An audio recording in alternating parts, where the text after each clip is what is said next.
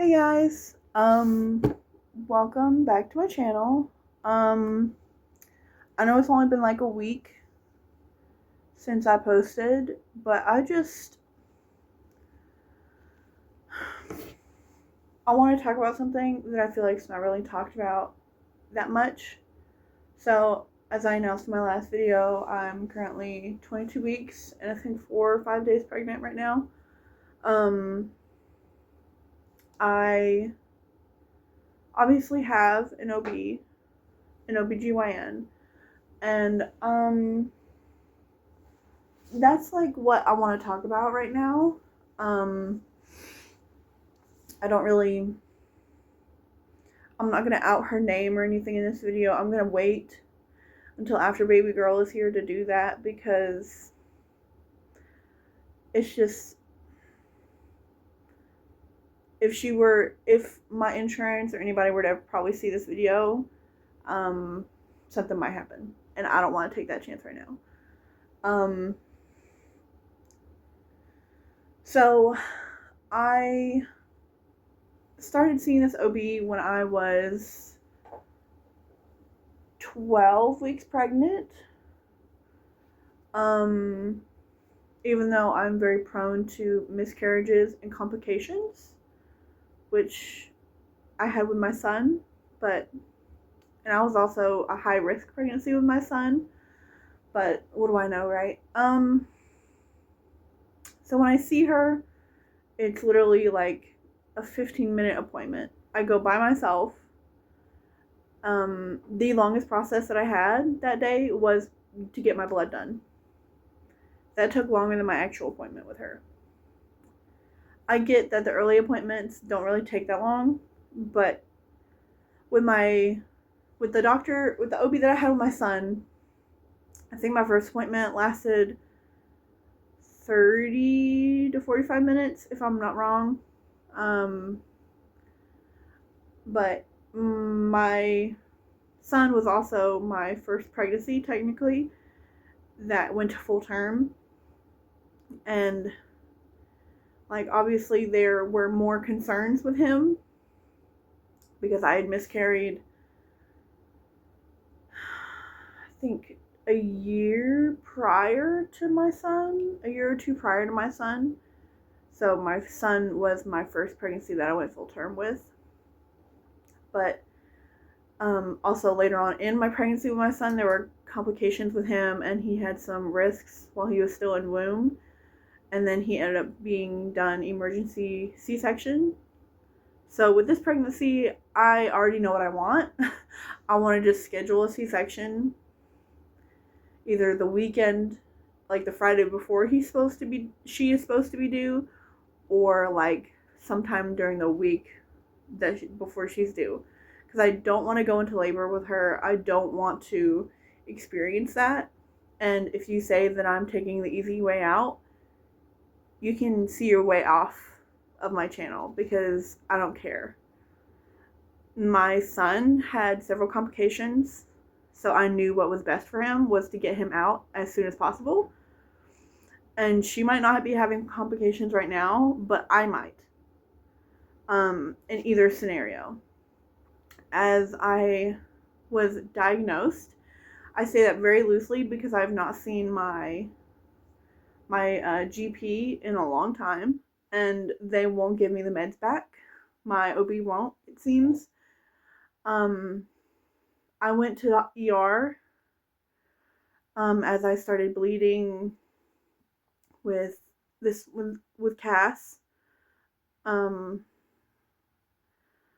I don't remember how far along I was. It's been a while. I think it was 16 or 17 weeks with her. Um, when I started bleeding, and I had already figured out that I had high blood pressure, as I had most of the symptoms. I have migraines. I have bloody noses. I now still have them because they have basically refused to give me back the medicine that the ER gave me that my OB told them to give me. I have my my glucose test in either 2 to 4 weeks, depending on when and if they ever schedule it. And I will talk to her about getting it then, but I highly doubt they'll ever give it back at this point. And I'm very frustrated because when I was on my blood pressure medicine, I was on the Betalol, and I had no migraines. I had no nosebleeds, and I felt a lot better. But now I'm having the week long to even weeks long migraines again, and I've had 4 nosebleeds in the few weeks that I've not had these meds. And I've been watching my diet. I don't eat sodium anymore, or I have the very low sodium in my diet.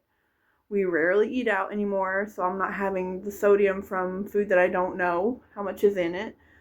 And I don't really drink soda that much. If I drink a soda, I know how much sodium is in a soda, and I'm very much willing to deal with that. Because in a Dr. Pepper, I think there's 55 milligrams of sodium in a soda. And most of the drinks that we have either are 50 to 55. So I know how much sodium intake I'm taking in from a soda. I don't drink coffee anymore. And I literally I don't really eat processed foods anymore. If I eat processed, it's in a can. And you would not believe how high some of the sodium is on corn and peas and everything like that. It's ridiculous. And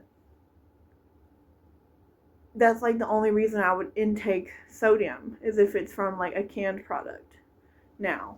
Because if it's salted, that means I've already made my plate. And I'm salting it for my non-high blood pressure husband, who is absolutely addicted to salt. But it's very frustrating because after I got out of the ER, they told me to call my OB, who works in the same hospital, that following Monday, to call her and to make an appointment with her for that week. I called them 27 fucking times in a week, and no one answered my voicemails, no one called me back, nothing. So the week after that, I had an appointment with my OB, and they were like, "You're here from your hospital visit." And I was like, "No, this was already a scheduled appointment."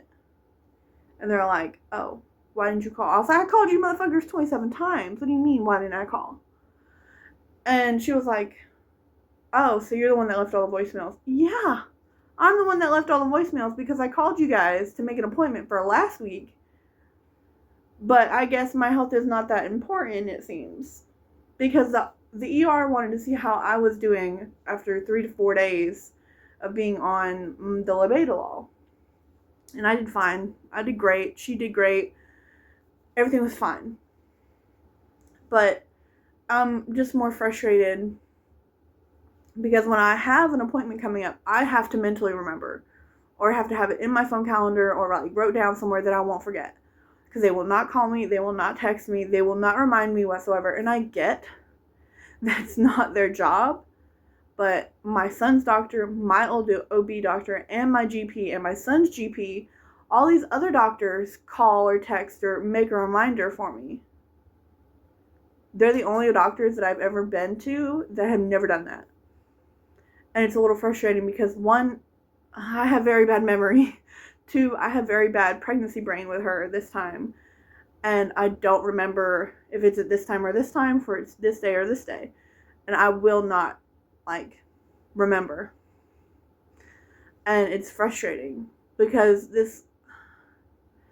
not my 20-week appointment, but the appointment that I went to after my ER visit, I couldn't remember what day it was. And I remembered I told my mom, but we don't remember when or where, if I told her in person or whatnot, and she couldn't remember either. So I went So we just went at like 11, I think. No, it was 10. And she said that we were 30 minutes early. And I was like, well, maybe if you guys actually sent me a reminder, I wouldn't be here this early.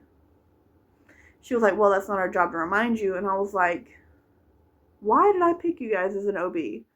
Because my last OB in Knoxville, where I had my son, was amazing. I would get 2 text messages, because I would get one a week out and then 24 hours out from my appointment. And my son gets it the same way, because he'll get one the beginning of the week from his appointment and then 24 hours from his appointment from his GP and his new eye doctor. They will do it both ways. They'll do it that way, same thing. And my OB used to do it the same way. My GP does it the same way, a week out and 24 hours. They're the only doctor's office that I know that will not either call or text you either a week in advance or 24 hours. I get neither of those. And y'all might think I'm crazy for like having that standard, but it's an automated system. My son's GP and my GP, everybody else has an automated system where these text messages or these calls go out from. Like, I have voicemails from my son's GP saying, it from an automated voice person saying, you blah blah blah, I have a appointment on blah blah blah day, please show up or call for rescheduling. Why can't they do that? Why can't they do that? But I guess that's a really high standard to hold your doctor to. And this doctor has done nothing but make me feel extremely uncomfortable my entire pregnancy. Like, the smoothest, like, the most uncomfortable appointment, the most comfortable appointment I probably had at the hospital where she works is my 20-week appointment where I didn't even see her. And I saw like a whole different person for my 20-week appointment because they don't do them in their office.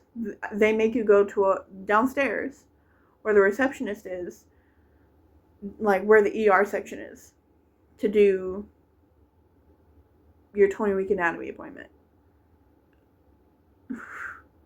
Which is absolutely stupid to me.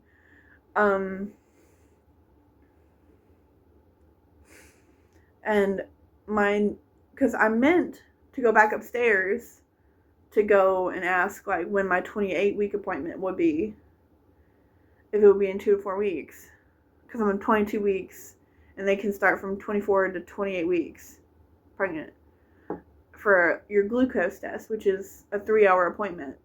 And I want to be mentally prepared if they even schedule it, because they're not going to call me to tell me and if and when they schedule it. And that's another very annoying thing, because last OB 20-week anatomy appointment was done with just a different doctor on the same floor, and then you would just go to the receptionist and be like, hey, when's my next appointment? And they would schedule you. So I've never had this crappy of an experience with an OB. And I've seen 3. I've seen 3 OBs. I've seen one in Athens, Tennessee, and I've seen one in Knoxville, Tennessee, and I've now seen this one in Sweetwater. I would rather recommend the one in Athens or Knoxville before you go to this one. She is absolutely terrible. If I should have brought them in, but they're in the car.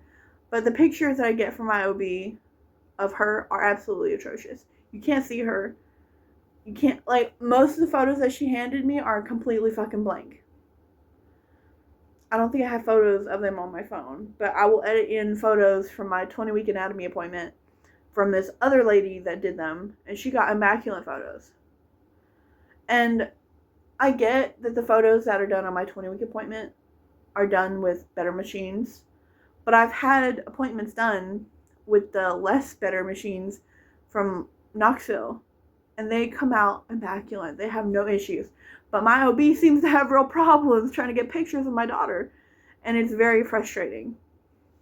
And my 20-week anatomy appointment, I didn't get the printouts because the new stuff doesn't do that. They do a disc only. And I fucking hate that. That is crazy to me. I've never had that experience where they only do the CD or the DVD, not CD. They only do the DVD and not printouts. Usually you had the option of either it's DVD or printout, and I always pick the printout because if I do the DVD, I'm never going to see them most of the time. Like, I literally had to ask my mom if she had a DVD player because I don't own one. No one, like, in my day and age owns a DVD player. They won't play in the Xbox, like, unless it's a Blu-ray. Unless I go into my Xbox and change a shit ton of settings and fix it that way. I don't want to do that. That's just not my problem. And this is a very minute thing, I know. I should be grateful, I guess, to this lady for even taking me on as a client. She's very busy. But it's just, she sucks. I don't like her. And I've tried to switch. Don't even try to tell me you should switch. I've tried to go back to my old OB in Knoxville. They can't switch me with the insurance that I have. I've tried calling like 3 or 4 different OBs in this area. They don't switch with TennCare that I have. Like, if I wanted them, I needed to start like from the beginning with them. And like everyone else in my area doesn't switch. Like, if I want one of these OBs, like other than the one I got, I had to switch in the beginning. And I'm like, I can't now. And I'm stuck with this one. And I'm like, I really don't like you. I don't. My mom doesn't even like her. I'm like, I just don't feel comfortable with her anymore. Because my first appointment, she had a guy in the room. And I went alone. And I just felt extremely uncomfortable having a male presence that wasn't my husband in the room.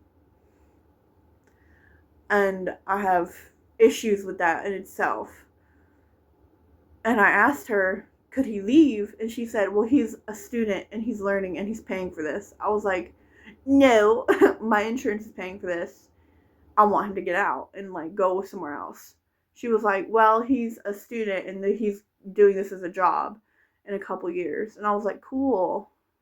I don't care. Like, she was downsizing my comfort for this dude who was becoming a doctor or whatever the fuck he was becoming. I didn't care. Granted, my next appointment, I didn't see him. So I guess it's a win.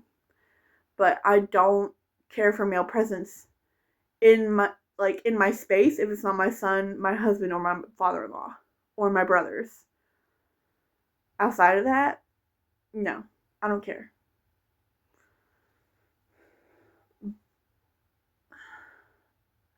Like, I want to just schedule her C-section for me, and I never want to see her again until that day. And if I could schedule for like another OB, I would, but I can't.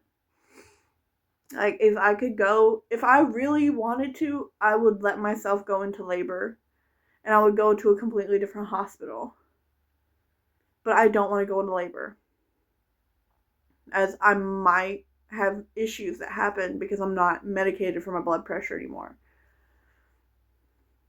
Like, that's my biggest fear right now, is if I were to go into labor, my blood pressure might drop completely because of my high blood pressure. Or something might happen to me because of my high blood pressure. And I don't want that to happen. That's like my biggest no-go, not happening. Because I would rather stay alive for my living child than have something happen with Cass with me. So I just want to have a C-section and call it a day. So there's less complications with me and less complications with her. But it's just very frustrating. Like, everyone in my like area recommended the OB that I have. They're like, she's great, she's fantastic. I'm like, I absolutely cannot stand her. She doesn't listen, she doesn't care, she's just there for the money, and it shows. Like, I don't care. I don't like her. And I'm very much I don't really want to have a conversation. I just want to see her and get out. But when I do want to have a conversation, I don't want to talk about like our daily crap. I have concerns or I have questions as like a second time mom. I don't have that many questions. I've done this before. I know what I'm doing. I don't really care. But it's the fact that when it came to me having a new health problem with her, no one can answer my questions. No one could tell me why I was in so much pain when I was in the ER. No one could tell me the real reason of why I was bleeding.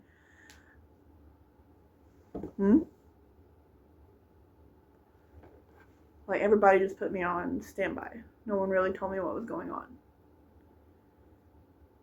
And that was probably the most frustrating part. And it was just very annoying.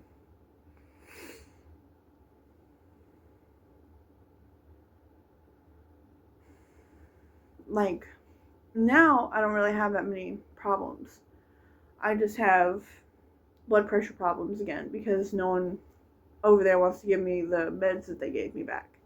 And that's fine. I'll just go to my GP, I guess, and get it. Because at this point, I don't have a choice.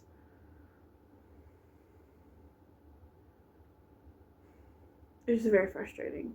I know this is a rant video, and I'm very sorry. I just don't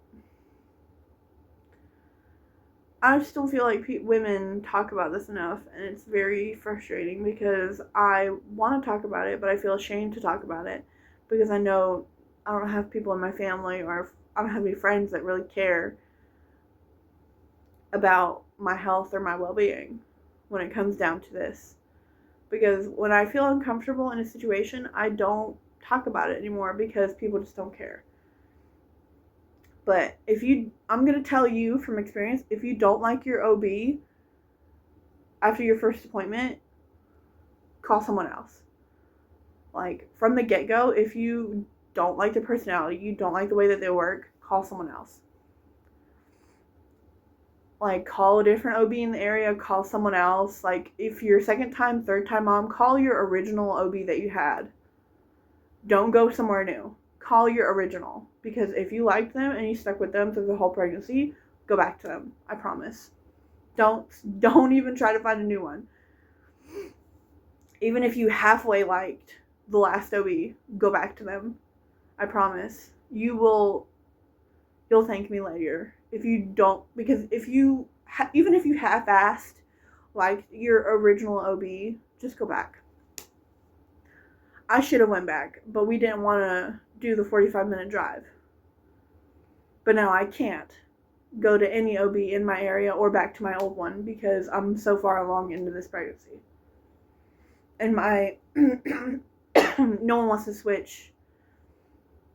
No one can switch when I'm on state insurance, I guess. And I've even called my insurance. And they said they can't do it. Like, they can't force an office to switch. Which really sucks. But that's fine. But, yeah. I'm just very frustrated about that fact. But I will put in some photos from my 20-week appointment for what she looks like right now. She's growing great. She's right on schedule for how big she should be, or at least measuring as good as they can see for how big she should be. Her heart looks great. Her lungs look fine. Yeah, she's there. She looks good.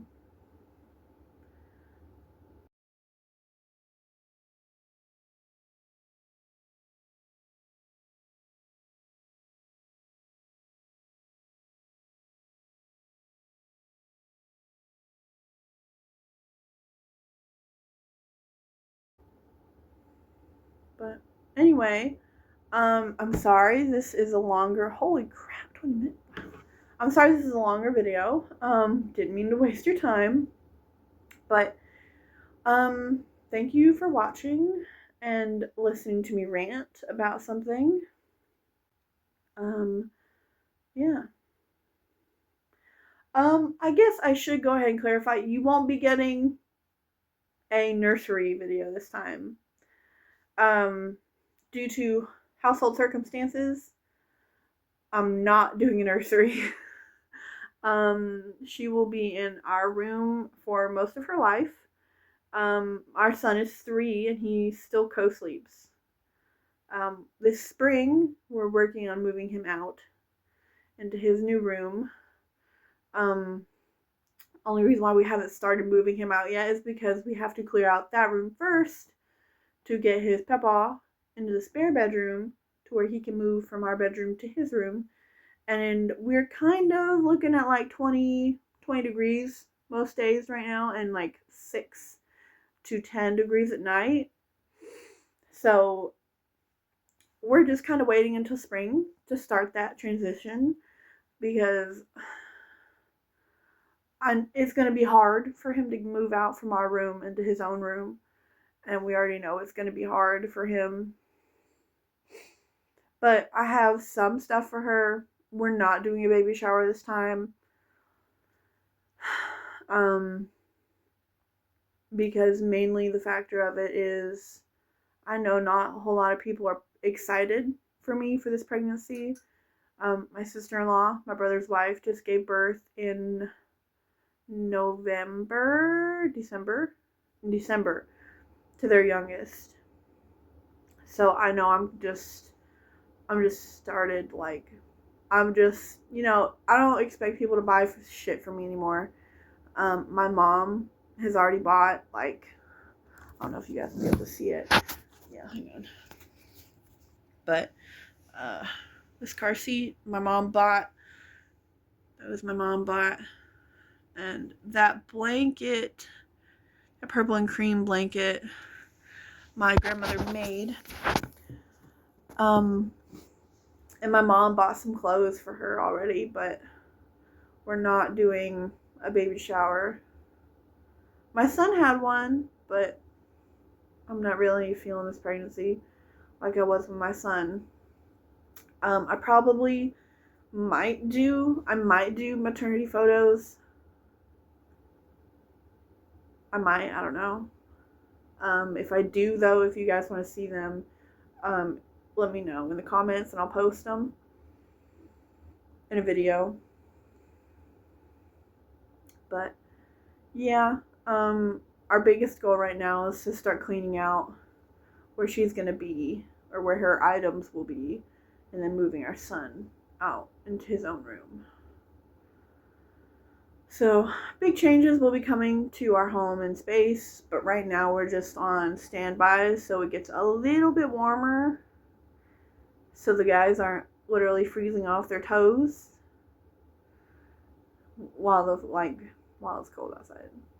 But yeah, that's about it. Yeah, that's about it. So I hope you guys have a great rest of your day. Thank you so much for joining me and coming on this 4-year journey with me. You guys have already been through one kid for me. You will be there for my second. I will obviously post a video when she's here, like I did with my son. But yeah, that's about it. I hope you guys have a great rest of your day and weekend. Goodbye.